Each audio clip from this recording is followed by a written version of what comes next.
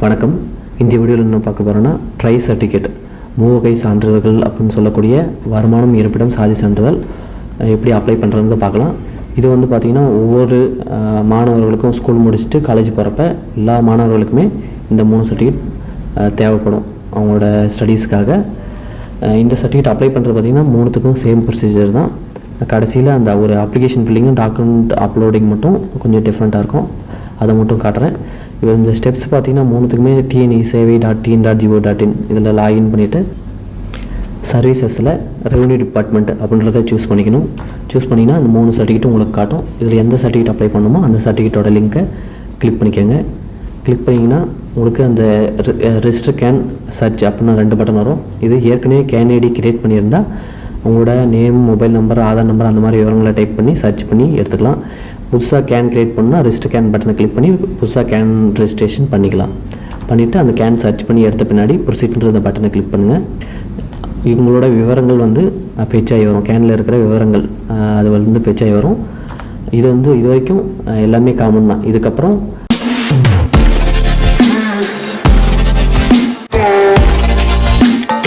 Income சர்டிஃபிகேட்டில் details of family members, குடும்பத்தில் இருக்கிற எத்தனை உறுப்பினர்களோ அத்தனை உறுப்பினர்களை எண்ணிக்கையை போடணும். ஃபேமிலி கார்டில் இருக்கிற எண்ணிக்கையை போடுறது நல்லது.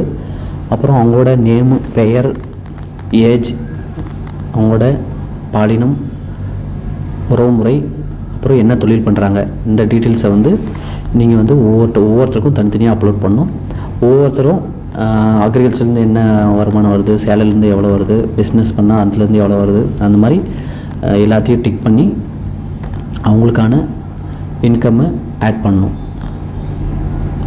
இப்போ அக்ரிகல்ச்சர்லேருந்து வருதுன்னா அதுலேருந்து எவ்வளோ வருமானம் வருது, சேலரிலேருந்து எவ்வளோ வருமானம் வருது, பிஸ்னஸ்லேருந்து எவ்வளோ வருமானம் வருது அப்படின்றத நீங்கள் வந்து இதில் அப்படின்றத இதில் மென்ஷன் பண்ணணும்.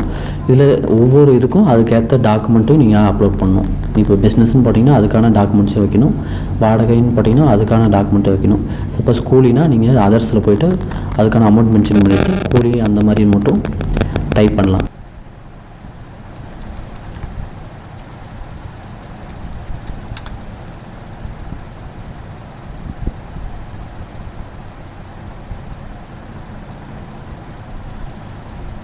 நெக்ஸ்ட்டு அவங்களோட ஃபாதர், மதர், அவங்களோட சிப்ளிங்ஸ், கூட பிறந்தவங்க, அவங்களோட டீட்டெயில்ஸ்லாம் வந்து இதில் அப்லோட் பண்ணிவிட்டு,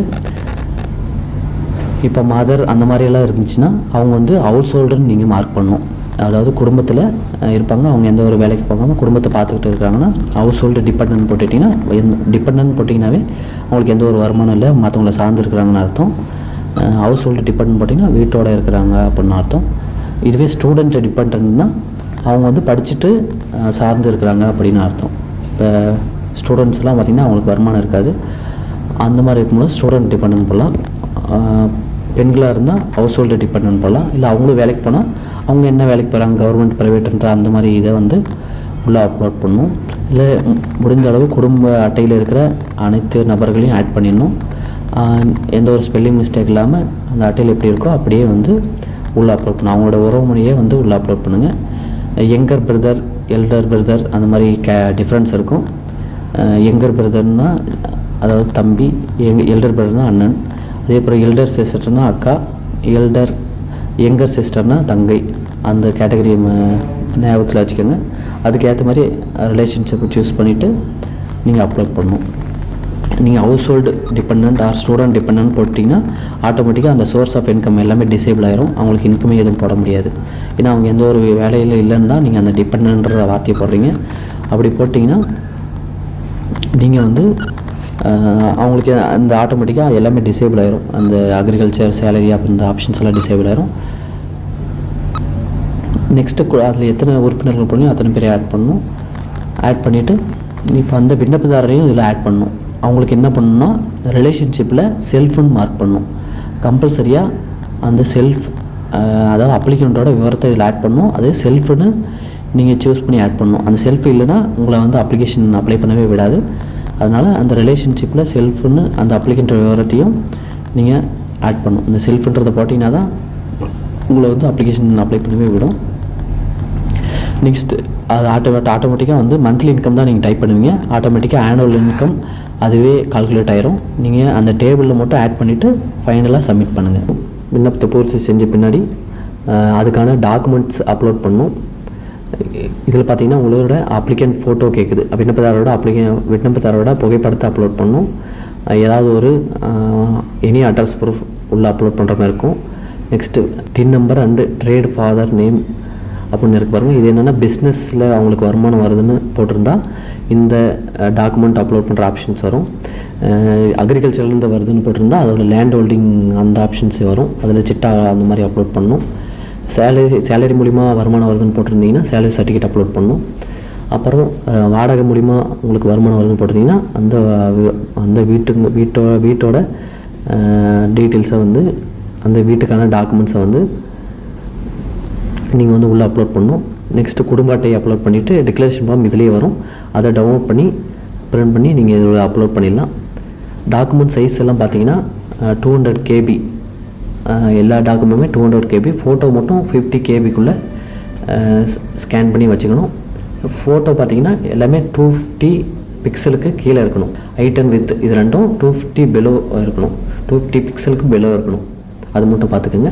அப்புறம் தான் உங்களால் அப்லோட் பண்ணி சர்டிஃபிகேட் அப்ளை பண்ண முடியும். இதில் மேண்டேட்ரியாக இருக்கிற டாக்குமெண்ட்டெல்லாம் ஃபில் பண்ணிட்டீங்கன்னா மேக் பேமெண்ட்ன்ற அந்த பட்டன் வரும். அந்த பட்டனை கிளிக் பண்ணுங்கள். கம்யூனிட்டி ஃபார்ம் டீட்டெயில்ஸ் பார்த்தீங்கன்னா அப்பாவோட கம்யூனிட்டி என்ன, அம்மாவோட கம்யூனிட்டி என்ன, அப்பாவோட அந்த கேஸ்ட் என்ன, அம்மாவோட கேஸ்ட் என்ன அப்படின்றத சூஸ் பண்ணிவிட்டு அதுக்கேற்ற மாதிரி தான் உங்களுக்கு இப்போ நீங்கள் ரெக்வஸ்ட் பண்ணுற அந்த கம்யூனிட்டியும் கேஸ்ட்டும் லோட் ஆகும். அதனால் அம்மாவோட கம்யூனிட்டின்னா அப்பாவோட கம்யூனிட்டின்றதை கரெக்டாக சூஸ் பண்ணிக்கோங்க. கலப்பு திருமணமாக எது வந்து நீங்கள் அந்த இப்போ அப்ளிகண்ட்டுக்கு கொடுக்க போகிறீங்கன்றதை கொடுத்துக்கணும்.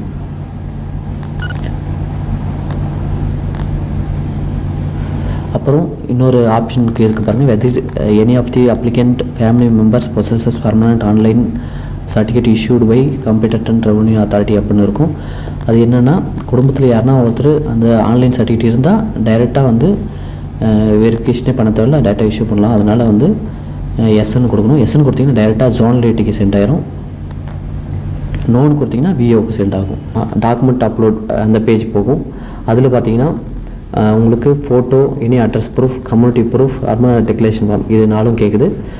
ஃபோட்டோ வந்து உங்களோட ஃபோட்டோவை ஸ்கேன் பண்ணி ஒரு பாஸ்போர்ட் சைஸ் ஃபோட்டோவை ஸ்கேன் பண்ணி உள்ளே அப்லோட் பண்ணிக்கோங்க. அப்புறம் அட்ரஸ் ப்ரூஃப், ஆதார் கார்டு, அது ரேஷன் கார்டு அந்த மாதிரி ஏதாவது ஒரு அட்ரஸ் ப்ரூஃப் வந்து நீங்கள் இணைக்கலாம். நெக்ஸ்ட் கம்யூனிட்டி ஃபாதர் மதர் இல்லை சிப்ளிங்ஸோட கம்யூனிட்டி சர்டிஃபிகேட்டை அட்டாச் பண்ணலாம். அப்புறம் டிக்ளரேஷன் ஃபார்ம் டவுன்லோட் பண்ணுறதுக்கு ஆப்ஷன் இருக்குது. நீங்கள் அதை டவுன்லோட் பண்ணி சைன் பண்ணி உள்ளே அப்லோட் பண்ணிடலாம். ஒவ்வொரு டாக்குமெண்ட்டையும் அதோட நம்பரை டைப் பண்ணிவிட்டு ஆடில் போய்ட்டு ஒவ்வொரு டாக்குமெண்ட்டை ஆட் பண்ணிங்கன்னா கீழே இருக்கிற டேபிள் வரும்.